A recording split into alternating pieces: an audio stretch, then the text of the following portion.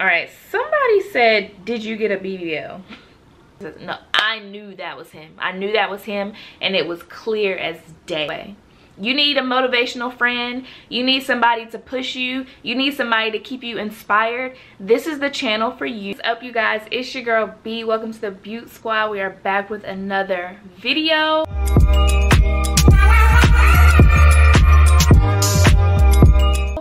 In today's video, I am doing a Q&A chit. It's like a mixture type of video. Obviously, this is my new channel, so there are just some things that a lot of you don't know about me that I just want to share with you guys. Before we get started, if you are new here, what's up? Welcome to the Beaut Squad. Again, my name is Brandy. If you haven't already, go ahead and join the fam.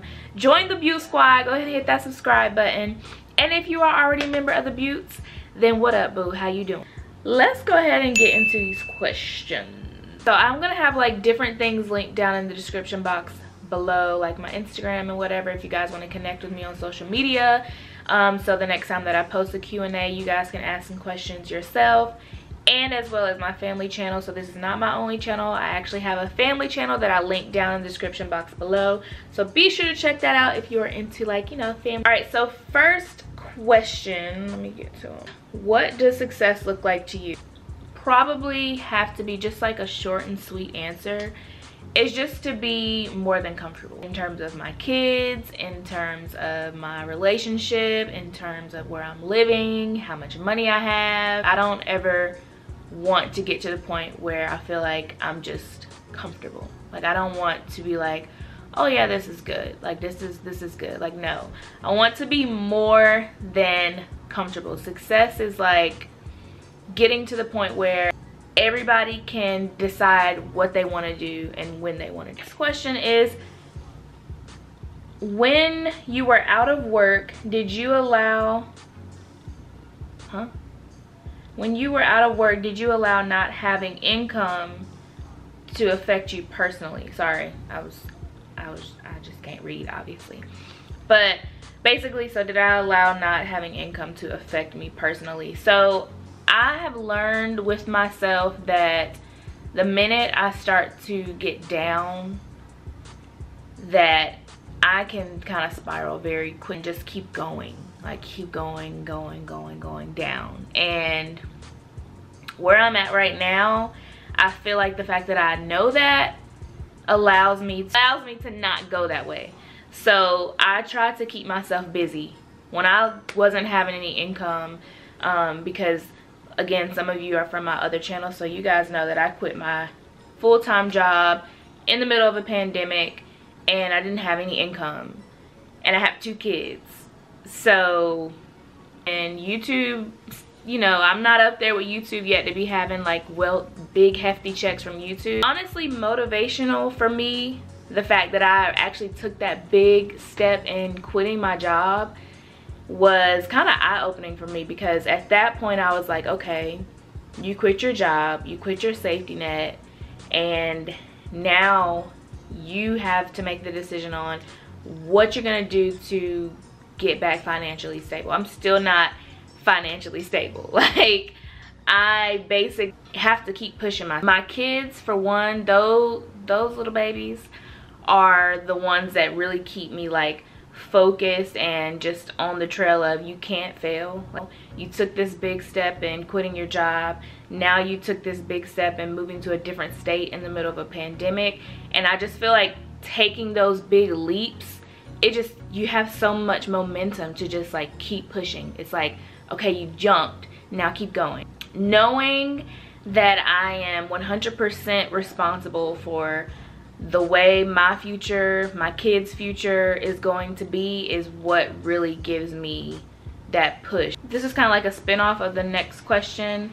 They asked, if so, how did you manage to still remain focused on my goals? In general, I stay focused on my goals by always thinking about allowing myself to daydream about the lifestyle that I want. That honestly keeps me focused on my goals. Like, if you ever just take the time to just close your eyes or just look off into thin air and visualize the type of lifestyle that you want, y'all, it's so refreshing, because you can see it clear as day, and you have full control of that daydream, you have full control of that vision, where you are, who you're with, what you're around, what's surrounding you, and that alone is like, oh wow, like what's stopping me from getting there? Nothing, absolutely nothing. You just have to keep going. If you quit, you're never gonna get it. And that's the whole thing about it. That alone should keep you motivated. So why quit? Why not keep going? You never know what doors are gonna open up and how soon they're gonna. Next question, what is your passion? My passion, honestly, and to just be completely transparent, is to be a star. Like, I don't say that lightly. I don't say that lightly, and I have said that sentence so many times that I have learned to realize that I actually mean that. The next question is, what made you want to become an actress? I don't think it's anything specifically that made me like want to become an actress. I have just always loved the idea of being on TV. Like, whether that be in a movie, a TV show. I was very obsessed with That's So Raven. I loved That's So Raven. Sometimes you just have this feeling, like you just have this gut feeling of what it is, what your path is gonna be. And it was never like, oh, I'm gonna be an actress, so I'm gonna go to Juilliard, or I'm gonna go do acting classes or anything like that. I feel like everybody has like a specific path that you're supposed to go on that leads up to that point. Like, not everybody can be a childhood star. Some people have to start and build their way up so that when they get to that point, they're mentally and physically prepared for whatever that might be. Somebody asked me, how is the A treating you? Y'all, if you can't tell already, I love Atlanta. Like, I'm not leaving Atlanta anytime soon. Somebody asked for tips for a long-lasting relationship. I think my #1 tip to have a long-lasting relationship is to take the time to not focus solely on the relationship. And I know that sounds crazy, but just hear me out. So my fiance and I, we didn't just like start dating. We didn't just start dating. We did go to high school together. You know, we were around each other. But during the time that we were like talking, and I don't even know if you would actually call it talking, because we were talking to several other people, you know. We actually took that time to like develop a friendship, and I don't even know if we were aware that that's what was happening, but we would be together all the time. I wasn't constantly like questioning him on who he was talking to. He wasn't questioning me on who I was talking to. I had just allowed myself to actually enjoy having a male friend.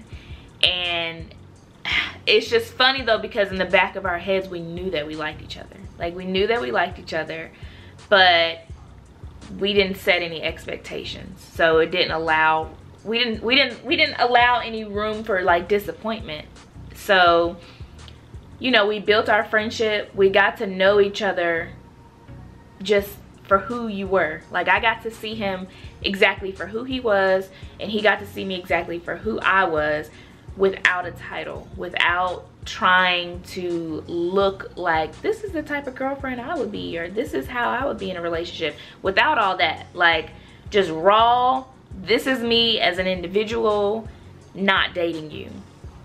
And I think allowing yourself to actually go through that builds a long-lasting relationship, because once you finally do get in a relationship, you have a different level of respect for each other.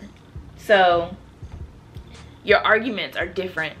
The way you talk to each other is different, because you got to know this person on a different level.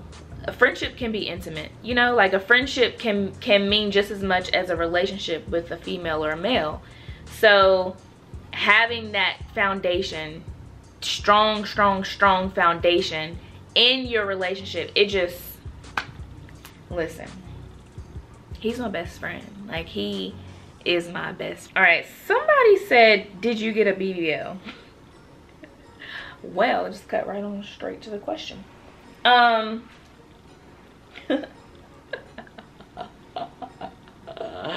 Okay. No.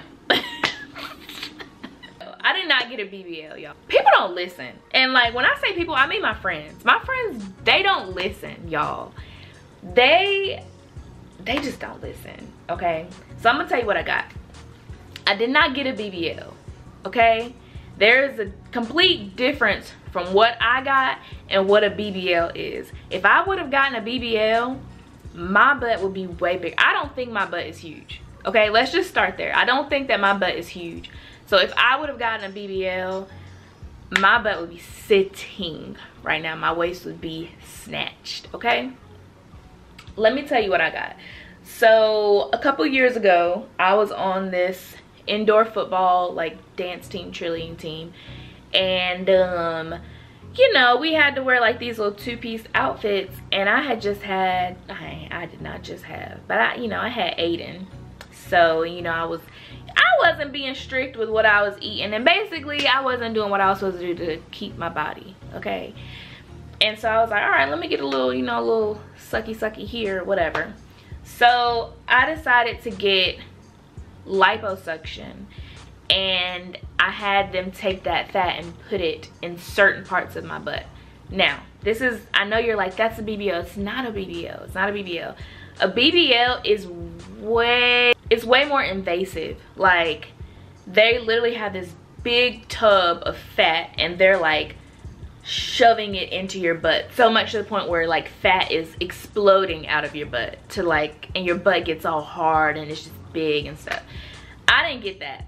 They put my fat into this little tube, and they put it, if I have the video, I'll insert the video so y'all can see, but they put the fat in this little like syringe thing, and they put it, I told them that I wanted like more of like a shelf, which anyway, I wanted more like a shelf, so I told them to put it like at the top of my butt, because I already have like fat at the bottom.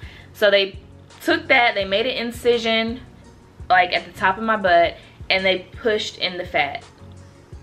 Like, and I think I had probably 2 full syringes. They're probably like this big, like that, and like cylinder. So it wasn't a BBL, and it didn't last. Like, it did not last. The doctor told me that eventually the fat would like dissolve and whatever. I did have to wear like a faja because, you know, I had liposuction or whatever.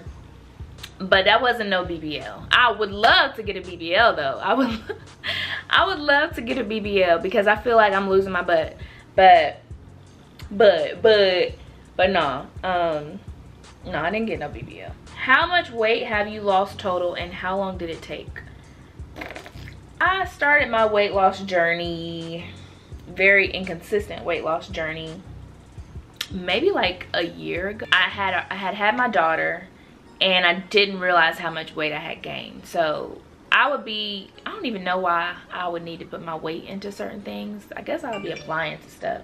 But I would like insert my weight and say I would be like 185. Like 185 or probably 175. Like, just guessing, because I'm like, that's probably how big I am. And it wasn't until I like bought a scale and I stepped on the scale one day and it said that I was 224 freaking pounds, y'all. Like, 224 pounds? Fat.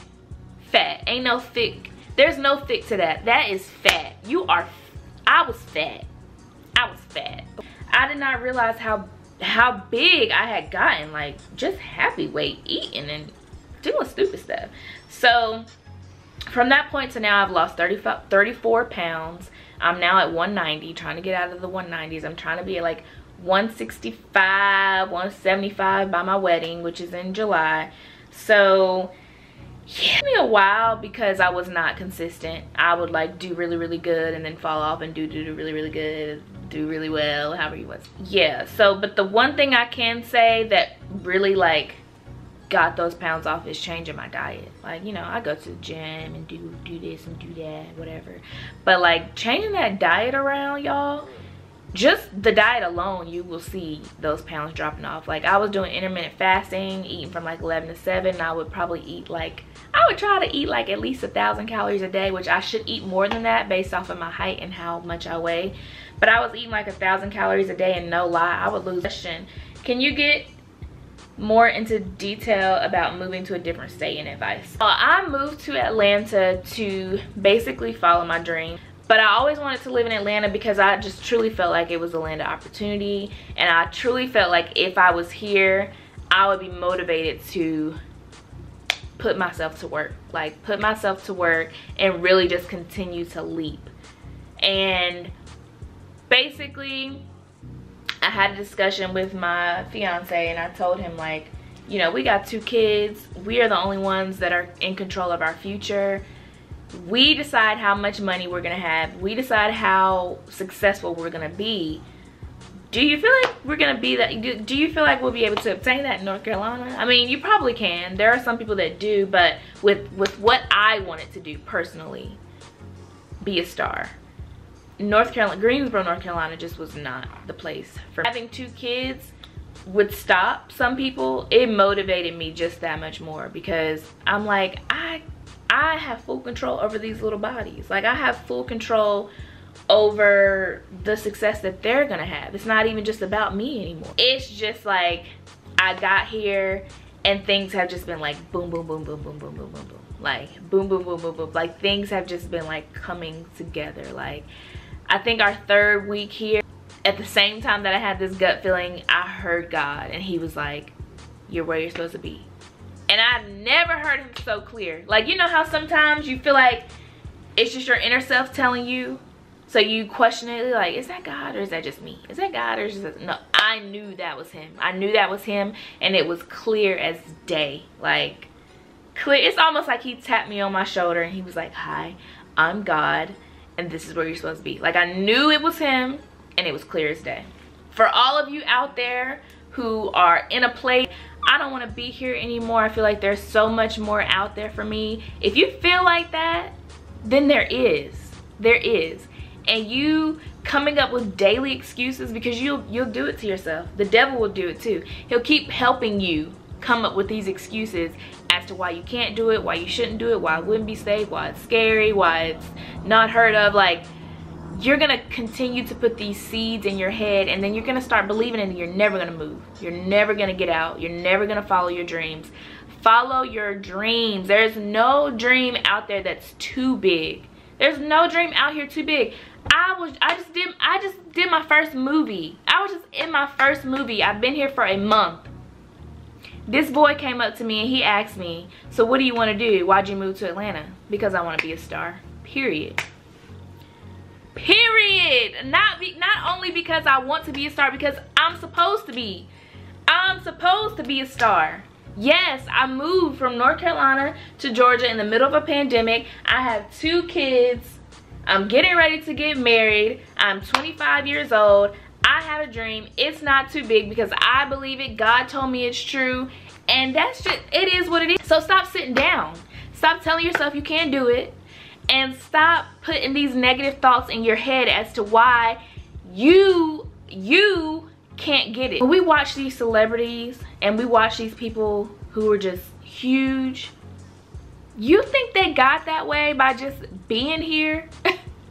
Like, do you think they got this way by just sitting in their living room and wondering, oh, I wonder if I'm meant to be a star? Like, no. They went out and got it. They were told no several times.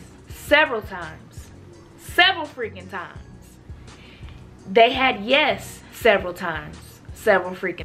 If you were looking for a sign to tell you that you're supposed to be following your dreams and there's so much more to your life right now, this is your sign. This is your sign. I was brought here today to come in front of this camera and tell you, baby girl, baby boy, get it. Put your feet on the ground and hit the ground running, and do not stop. I guarantee you, once you make that first leap, things are gonna start attracting to you. Things are gonna start coming to you. You're gonna hear somebody talking about this. And you're gonna be like, oh my God, I wouldn't have heard this if I wouldn't have been here. Because you were supposed to be here. But you have to take that first step. You have to take that first step and just do it. People were laughing like, you're crazy. Like, y'all are moving. Yes, we're moving. We're moving. And when we come back, it's so much more than, it's not even coming back to flex. It's not even coming on this camera to flex. When I get to where I'm supposed to be and it's time to bring it on back, I don't know about y'all, but I plan on whatever year it is that this success happens, because I'm in it right now. But once I get to that success that I'm supposed to embrace, I'm gonna go to my mom and I'm gonna give her a set of keys, and it's gonna be keys to her dream house. When she walks into her dream house, she's gonna have a closet full of clothes, pocketbooks, shoes. Then after that, y'all are gonna see me go to the dealership, the Cadillac dealership, get whatever year it is Cadillac, and I'm driving that bad boy home to my dad. Y'all, it's so much more. It's not just about me. Like, it's not just about me. And I've had my parents know, they know how much I believe in myself and how much I want. And they are always like, oh, you don't have to do that. Listen, it's not even, I know you're not asking for it. I know you're not asking for it. This is what I want to give to you. This is what I want to give to you. Because I'm a true believer of play first, work when you want to. Play first, work when you want to. We shouldn't have to go to work every day to have fun. It should be the other way around. Work when you feel like it. Work when you need to. Play more. Let's play more. Let's enjoy each other's company. I don't feel like we were brought on this earth to have this big, huge family that we can only see at holidays. Have all these cousins and aunties and uncles and friends and family on this earth that we could be surrounded by whenever we want to, and just see them when it's a holiday or when something bad happens. The hardest thing about being a mom would probably most definitely have to be mom guilt. Mom guilt is the worst. And that's probably, I heard somebody say mom guilt is the worst when I was pregnant with my son. And I tell myself, I remind myself that I heard that from another mother, and I allow that to tell myself it's okay. Mom guilt can really get you. But once you know that there are other moms out here that actually guilt trip themselves on maybe the decisions they make or just whatever when it comes to your kids, you realize this is normal. Like, this is normal, and moms make mistakes.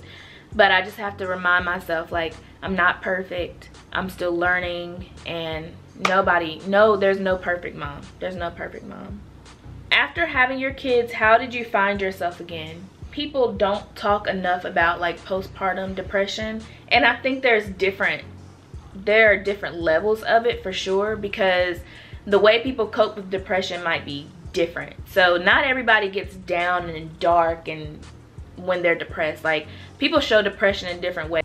I knew that if I continued to be down and I continued to dwell in that, I wouldn't be good for them. Like, I wouldn't be good for them. And being a disservice to my children is not going to do anything but allow me to have more depression, you know? Just allowing myself to get out of that, get out of the house, go for a walk, get some fresh air. Not every day is going to be great, but the next day will be better, you know? Just giving yourself positive affirmations. I'm beautiful, I'm built for this, I was made to do this, will really help you. So just being mindful that you can do this. Not everybody's perfect, and sometimes you need that time to just woosah. Somebody asked me, who are you? Not in a rude way, but if you were asked that, what would you say? My name is Brandy Alexis Bowden. I am a silent power. At first, somebody told me that one day, that I have a very silent power and that my presence alone is powerful. I can say that, and I feel that, and I know that, but I also feel that I'm not fully aware of how much power I actually have. There are people that witness your power and cannot handle it. They can't handle it, so they choose to not be around it, or they try to tear your power down, but you can't. I'm a boss ass, period. Just for all of you out there that have discovered my channel or who are already subscribed, I just want to let you guys know that I appreciate you, and that I really love this channel because it gives me an outlet to really like be who I am. And just starting this channel was one of the things that was kind of like whispered to me, and I started it, and it's just like, oh, now I see why. Now I see why I was supposed to do it. I'm Brandy. Nice to meet you. Welcome to my channel. If you like to see steps, and you like to see progression, this channel is the place for you, because we are getting ready to go to the top, and I'm bringing y'all with me every step of the way. You need a motivational friend. Let's inspire each other. I will see you guys in the next video. Hopefully you guys enjoy this video. Bye. Love you.